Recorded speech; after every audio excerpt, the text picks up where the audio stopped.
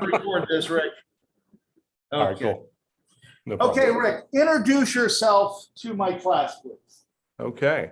Well, hi, everybody. I'm Rick Fike, and I have known Mr. Nuttall for, man, a little bit longer than I'd like to think about, right? Let's see. We met in, what, 99, I think? 99. Yeah. So, yeah, even before the 2000s. So most of you were probably not, let's think here. You weren't even born. None of you were born then, right? No, none of them were born yet, as they Okay. shake their heads. So, Rick, explain to my class what you're doing now. So I am, I'm kind of, right now, I'm doing a lot. But I've made a career out of being basically a television producer. So that kind of started out, I always enjoyed this stuff, doing this type of thing. I can think back to when I was a man, 4th, 5th, 6th grade. And again, I'm showing my age here, I guess, but there used to be these things, and you might know what they are. They're called VCRs, right? Yeah, So on your age. yeah. So I used to take 2 of them, and you could hook them together. And what I would do is I would take the I know this is not really a technology video class, but essentially I would take the audio out of my stereo and I would plug it into the in on the VCR, the recording. Then I'd plug the video source from another VCR over to the recording VCR, and I would take clips of WWF wrestling, and I would make like these, I don't know, these weird music videos they're like highlight videos essentially. And I can remember doing this and wearing out VCRs, and my parents like, what are you doing to these VCRs? You're wearing these things out. And so that was kind of where I got started. And then my junior year at high school, actually in this very room you guys are sitting in. Actually, no, it's the room next door. Oh, it's not the room. Oh, No, wow. I have 2 rooms now. Oh, well, aren't you special? Look at that. I was, but anyhow. I know. That's a shame. That's a conversation for another day we need to Yes, have. it is. So anyhow, next room over, AG began to offer a broadcasting class. So, and it started out as a video class, right? And then they added on radio broadcasting the following year, if I remember right. You remember right. Yeah, so that's when I met Mr. Nuttall, and it was around that time. It's funny actually, because Kathy Hull and I were just talking about this, about the changeover, because this was about the time she was graduating from Waynesburg University. They have a real good video program.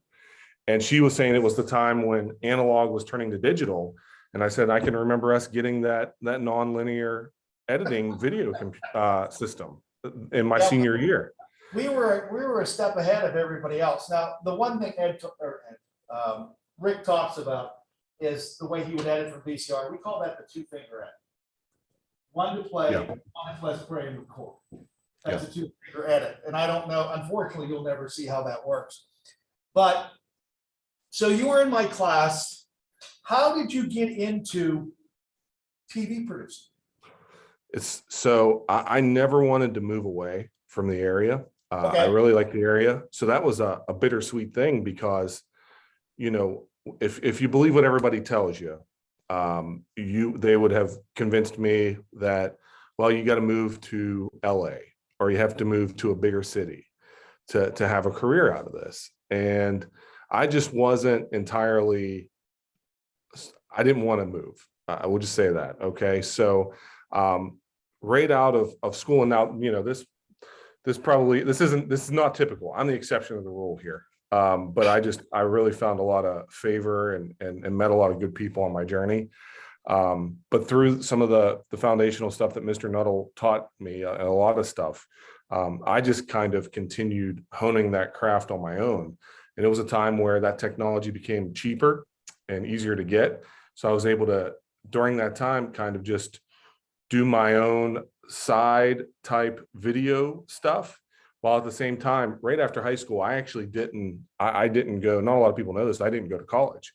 I actually went straight into the workforce, which, again, I'm the exception to the rule here. I'm able to look back on that and be like, okay, you took a big risk, a huge risk, right. But it happened to work out for you. I don't see myself as the rule. I see myself as the exception to the rule.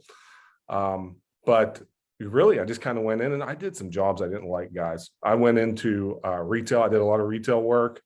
I did sales, which I was good at, but man, sales is tough. It's not an easy business. And meanwhile, while doing all these things for a paycheck on the side, I was doing what I loved, which was producing video. And a job came open at Armstrong, which is the cable company in Connellsville, and they're like Atlantic Broadband down your way, and about the same size company. And a job came open for it was called a local programming producer. And I saw this and I was like, man, I've been doing this. This would have been 2015. That job was posted. I got the job in 2016. They're a little slow with hiring. So I saw this. I said, I've got to have this job. I said, this is what I've been working for, and no matter what it takes, I'm going to get this. I'm going to get this job. I've got to do this. So, went to the interview and went in a suit. I don't wear suits often, but I went in a suit and I was dressed to impress, Mr. Nuttall. And so, but one thing I had working against me, obviously, was the lack of schooling. I didn't have a degree. And but one thing they liked when I went to the interview, I went to the interview with examples of what I was going to do when I got the job. Okay. And they really liked that. And they said, and I found out later after I got the job, spoiler, I got the job. And I found out that, they had other folks that had degrees and had went to school for this, but they really liked the passion that I had. And, I think that's something that is so important. Whatever it is you decide to do, make sure it's something you're passionate about, because there's that old saying, and I'm telling you, you hear these sayings and you think, oh man, that's just what old people say. But man, there's a saying that says, if you love what you do, you never work a day in your life. And it's so cliche, and it's so, it just sounds like just something that Grandpap says, right? Right. But it's so true, because even to this day, I've made a recent switch in my career. I'm no longer with that company, with Armstrong, but I spent those 5 years. Basically, they have it's a local TV station. I ran the TV station, and I was basically given the reins. Said, hey, Rick, you do what you want to do, and we'll love it. It's great. So they really just gave me the freedom just to go in, come up with show ideas. I had a budget to where I could actually hire hosts for these shows. So that I wasn't asking people to do something for free. I could actually bring them on as a contract employee and have them host local TV shows. You never called me. I'm offended. Pardon me? You never called me. I'm offended. I know. Well, you had so much going on. You had the big radio thing, and Plus, Anyway. we can't blow your cover, your radio cover. Oh, they either. know. Don't worry about it. That was such a thing, guys. When we were in school, we can't let anybody know that Mr. Nuttall is Bill Alexander. Nobody can know this. It was bad. So, but yeah, years ago. Anyway. Yeah. So that all being said, I was able to do that and loved it. Absolutely loved it. But there comes a time, Mr. Nuttall made reference to earlier, I've got daughters, and young ladies in class, you're very expensive for your parents. And it came to a point to where, loving what I was doing, loving running a local TV station in Connellsville, I was starting to find that though it gave me self-fulfillment, Right. that I couldn't call the credit card company and pay with that. So, so I made a change recently. I'm currently right now, I'm doing a few things, but I'm really excited to kind of, I really want to break out on my own and do some stuff independently and start a business. But I'm looking for the right time to do that. Right now, I work for a safety company. I'm a video producer for them, and essentially just doing, whatever kind of work comes in for them. But I do have a lot of freedom, so I'm able to stay real involved in the community. We have we brought back a telethon. And this is our 4th year doing a telethon. It benefits the Collinsville Community Ministries, and it's been a great thing. And I actually have some bandwidth freed up to where I can actually help with that. So so that's kind of where I'm at right now. But man, So I guess with the safety company, Yeah. are you creating promotional video? You creating video for the workforce, for training? What are you doing? a little bit of everything. Okay. So it's very open-ended.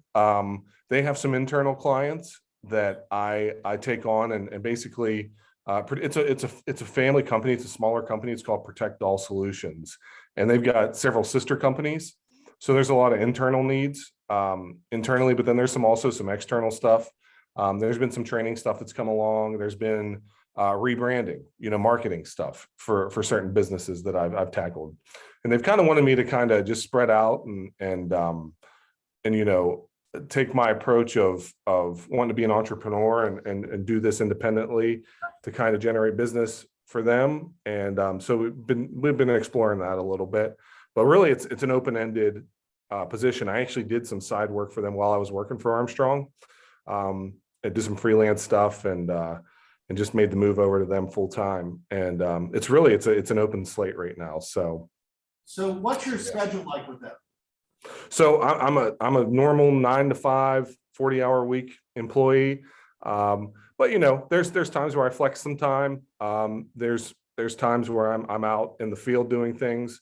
There's some marketing efforts that I help out with. We just did a clay shoot that benefited a charity in West Virginia at the beginning of September, and it was up at Seven Springs. Okay. So spent the day up there flying a drone, filming people shooting clay pigeons, and filming some folks, and just kind of it's very fluid, which is similar to what my schedule was like with Armstrong. It was I'm a normal salaried employee, but there was a lot of opportunity for evenings and weekends. So I was given the freedom to kind of flex that time around so that it didn't become overwhelming. I'm not 9 to 5 sitting at a desk and then having to pick up a couple hours in the evening or a couple hours on a Saturday. If I picked up some evening work or a Saturday and it equaled 8 hours, I could take a comp day throughout the day and be off, or throughout the week and be off. So they kind of allowed that flexibility. And it's the same with my position now. So if you don't mind me asking, what were you making at Armstrong? So my salary at Armstrong, trying to think of where I ended up there. The problem with Armstrong, and I'll be real transparent with you guys. So the problem there was when I was hired. So I was at Atlantic Broadband actually doing sales before I went to Armstrong. So I already had 9 years in the, what's that? I didn't realize that. I didn't realize. Yeah. Yeah, I had 9 years in the cable industry. So that also helped because Okay. I understood the industry. Like I said, they're similar size companies. They definitely are the same in that regard. They have the same amount of employees pretty much. So that worked in my favor also. But that all being said, to bring me over, they made me a nice offer to start out. Okay. And I'm trying to remember, because what they brought me in at put me in a position after 3 years, I was maxed out on pay. And I think I was at, gosh, I want to say it was around 60, 65, something like that at Armstrong. How many years did you work there? 5. Don't go into education. Just don't even think about it. I'm jealous now. Yeah. And Wow. yeah. And but here's the thing, about Armstrong, they're a good company, but it did put me in a situation, guys, where though I loved what I did, Yeah. after 3 years, because of how their pay structure worked, because essentially these larger companies, how they have pay structures created for a specific position. So I wasn't the only producer. There were 6 other producers all across our footprint, which is all up and down the East Coast. So they had a pay scale to where, we'll just use an arbitrary number. We'll say 65 that's the max. And then at that point, you don't get any merit-based increases, which means, hey, I do a good job. Wow, you did a great job. I give you a review at the end of the year. I'm going to give you a 10% increase. That didn't happen after 3 years. What essentially happens is I could have went in, guys, not that I'll do this, but I could have went in, phoned it in, completely bombed, not show up for work half the time. In those last 2 years, I still would have got the same increase because it wasn't merit-based at that point. I was just getting a cost of living increase, which is minimal. It's like 2%. You'll find out as you begin, having, and some of you are probably working now and have bills, but as you have a home and you have a family, you find that cost of living increase doesn't really cover the cost of living. So you What I have to cut think is areas. interesting, Rick, and again, I am just blown away with what you made in 5 years. It took me 20 to get to that. I think two of the most undervalued people are educators and nurses. Okay. It's unfortunate because you are two of the most important positions that there is. I mean, you're forming our future, the educators, and then the nurses on the other end are taking care of the folks that are the present people that are the leaders. And I'm engaged. My fiance is she's an RN, and Okay. she's at a place right now where she makes like 93,000 right now as an RN. I wonder, Yeah. go into She nursing. does. Yeah. Nursing's a great field to get into, guys, Eyes just popped open. but it is tough. It's especially these days, but it's very tough. Pardon me? Where's she a nurse at? She actually works for a staffing agency, and Oh, she's okay. right now in Greensburg. She's at Senior Life in Greensburg, so she's doing home care. Most of her career, she worked in the nursing homes. Okay. And then a lot of the nursing homes, they had to adopt a lot of policy that she was actually a director of nursing. And there was a lot of policy with COVID that started to come in that really, it made it difficult to continue in that line. So she went to home care for that. So she does home care. Essentially, she has a caseload of, I think, 41 patients.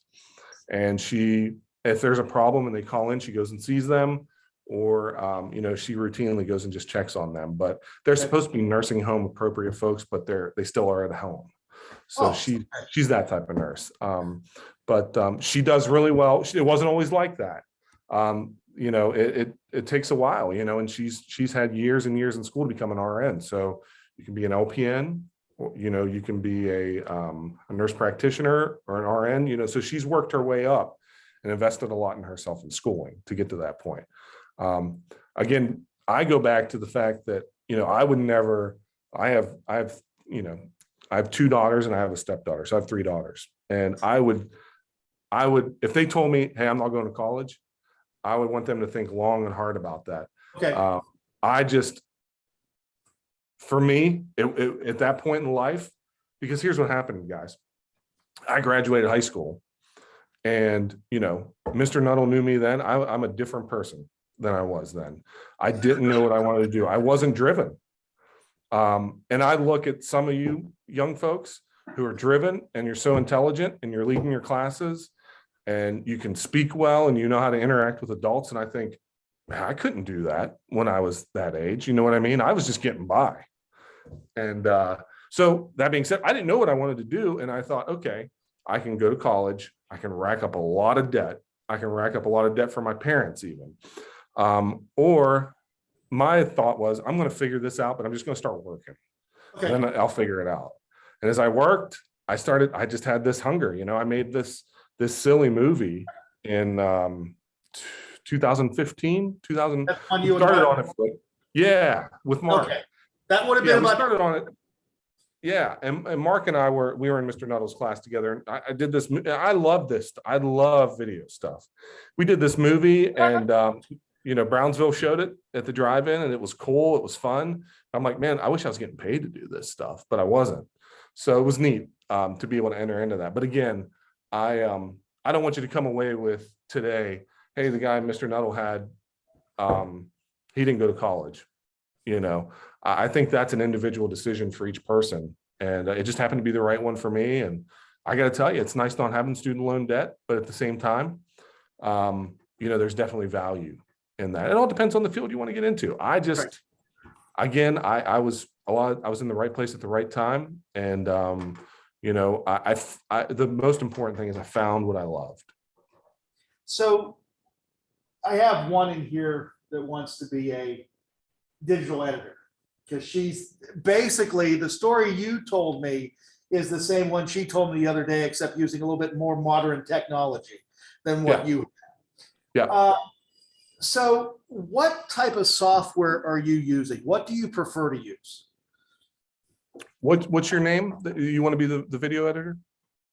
Katie. Katie? Okay, it's nice to meet you. So I'm using Adobe. I've used Adobe, the Adobe suite of products, probably, I'm going to say the last 8-9 years, something like that. They start to run together the years, because I know I was working all Mac based before that. And I was doing Final Cut Pro, but Final Cut Pro, it was a Mac only program, and you may not have even heard of it. Oh Katie, yeah, I taught it here for years. Yeah, and it's just kind of went by the wayside, it seems. But Adobe, I've found with video editing, and it's so neat because I've got a daughter. I've mentioned my daughters a couple times, but one of my daughters, she's 10, and she sits there. She has an iPod. She doesn't have a phone, but she sits there and is just like always in that thing. I'm like, well, what are you doing? She's like, I'm editing. So she's like editing videos on her phone, and she shows me this stuff, and I'm like, man, this is really cool. And it's all about concept, right? Like once you get the concept, even though I started out with 2 VCRs with what'd you call it? The two finger edit, or 3-finger edit. The 3-finger edit. And 1 on play. Yes.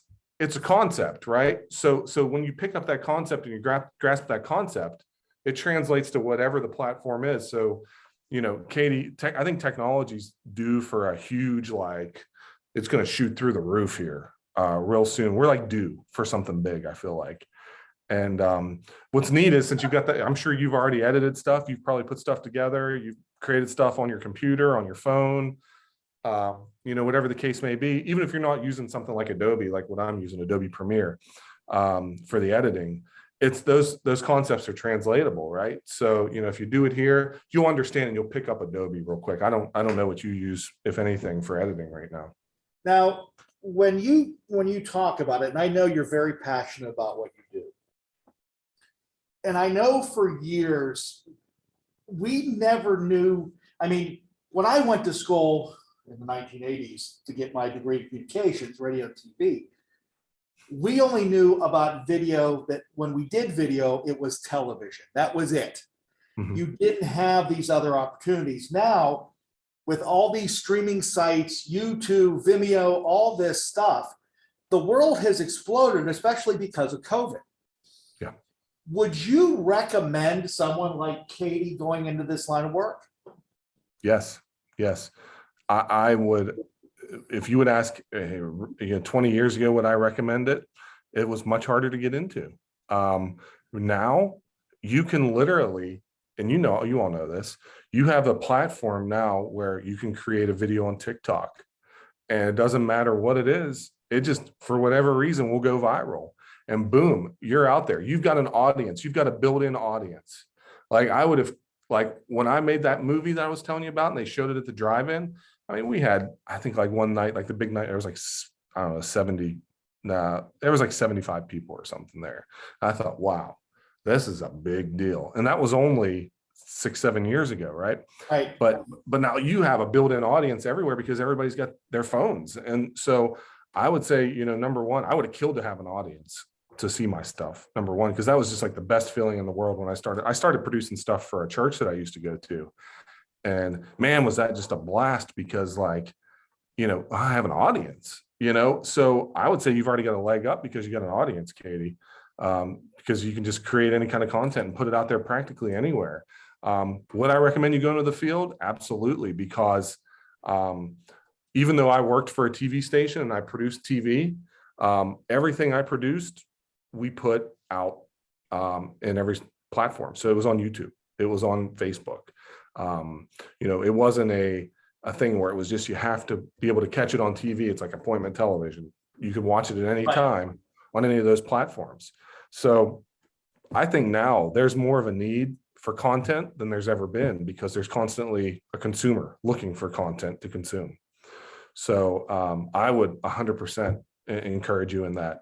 And, I've talked to guys I worked with guys who went to film school, and look, their work was pretty good.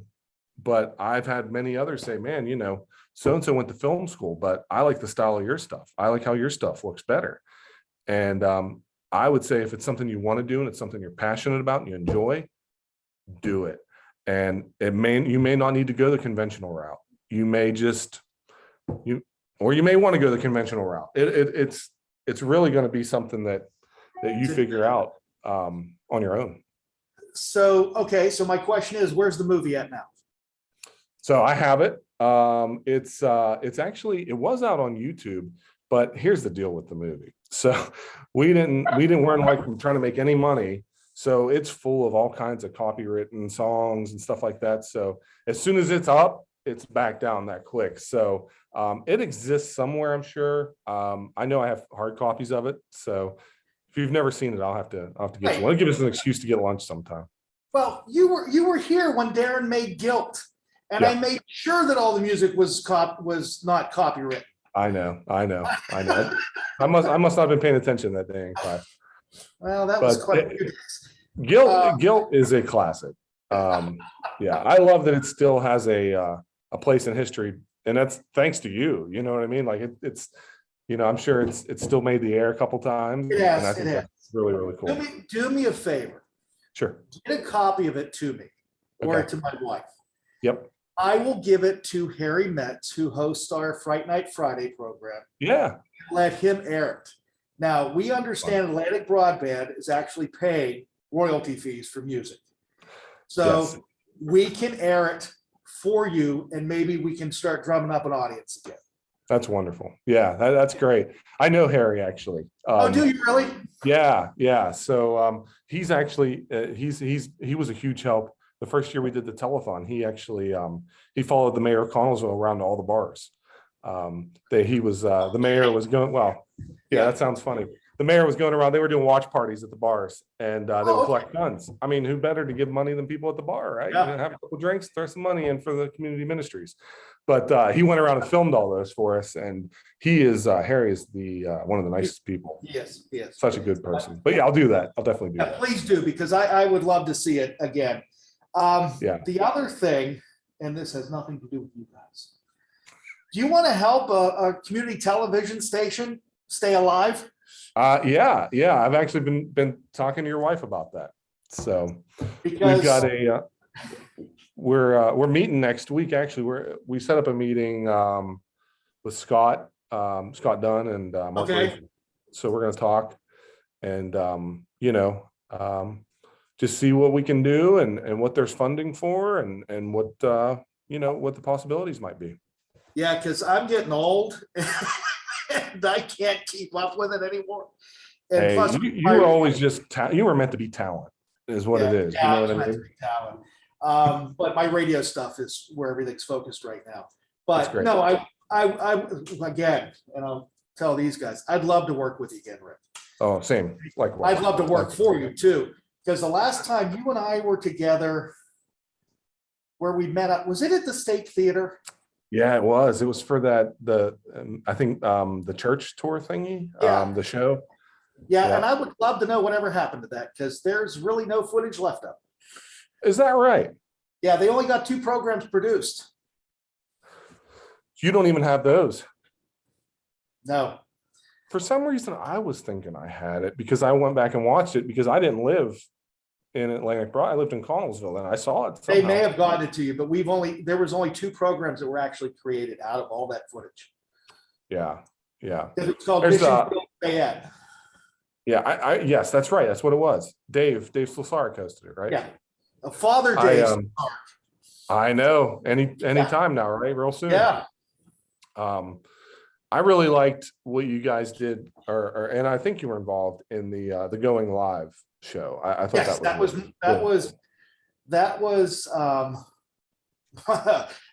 it was Matt's idea to do it, but it was my idea to do it live. And let's just say, you remember doing high school football. Oh yeah.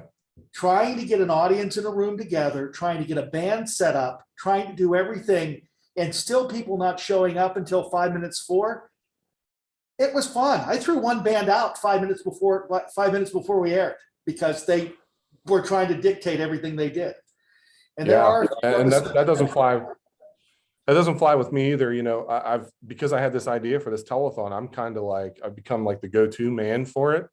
And I end up having to be that person that, you know, hey, I take this serious. If you don't take this serious, then you can go somewhere else where they don't take things as serious. But look, this is, I mean, we do, it's like 8 hours live. And I joke, but you know, it's like my yearly medical checkup.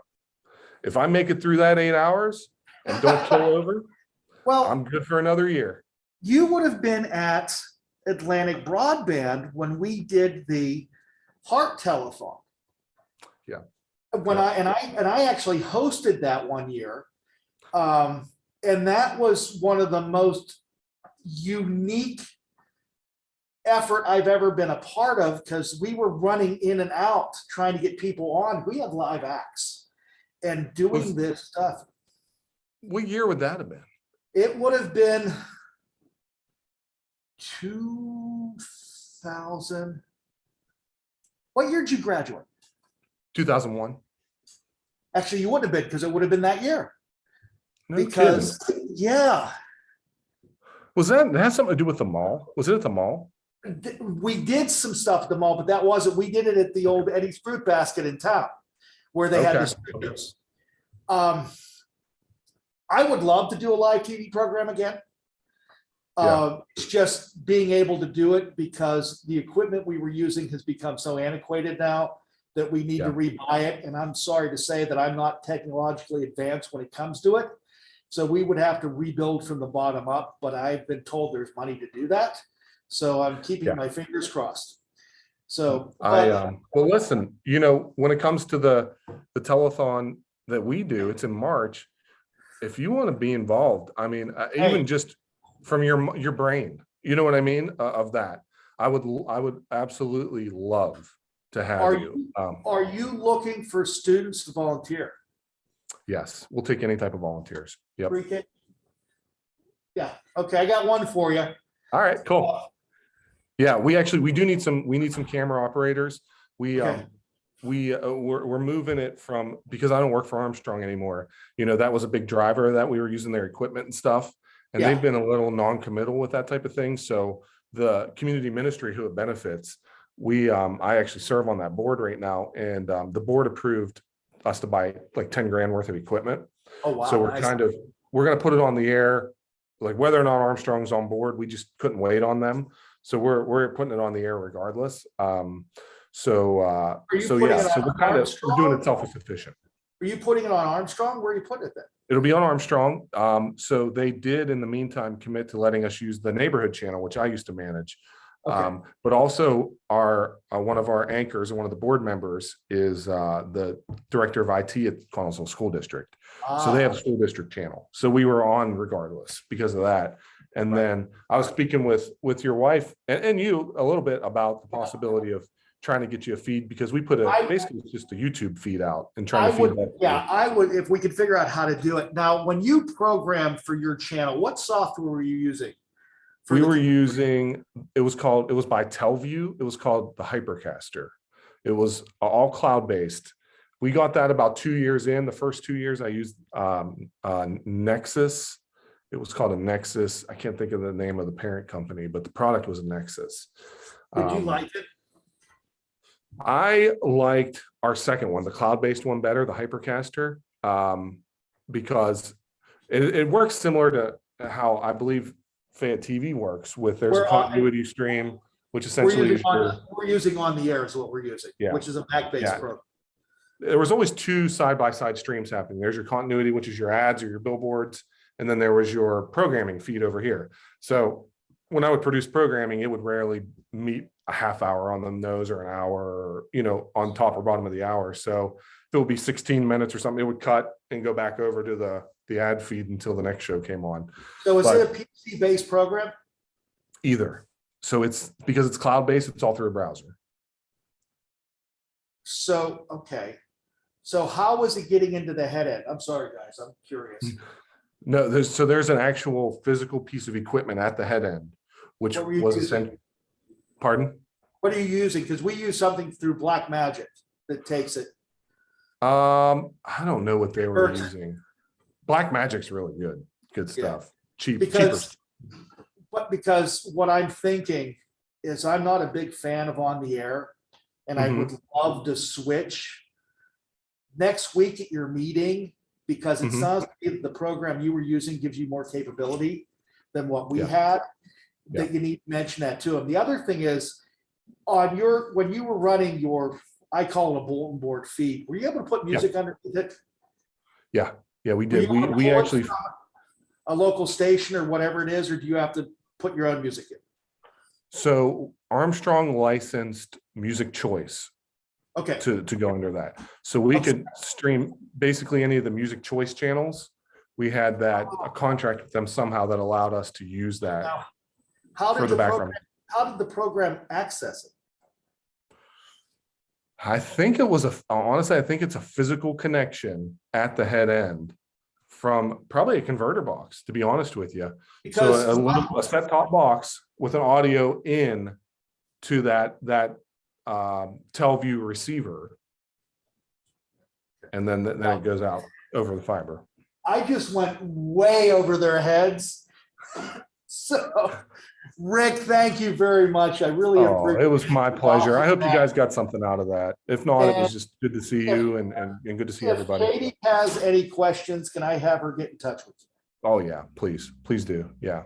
Yep. And you, Katie, come help out at the telethon, really. And Mr. Nuttall, I mean that too. I would really love to have you. That would nothing would make me happier. I swear to you, than you coming and just even being there for, if you want to come for a couple hours, just come. I would love to do it, and I hope we can find a way to air it down here, because I think like I said, my mind is not going in that direction anymore, but I think if we sit down and talk about it, we should be able to figure something out. Great. So, Great. so Looks Rick, forward to it. let me stop the recording of this. Okay.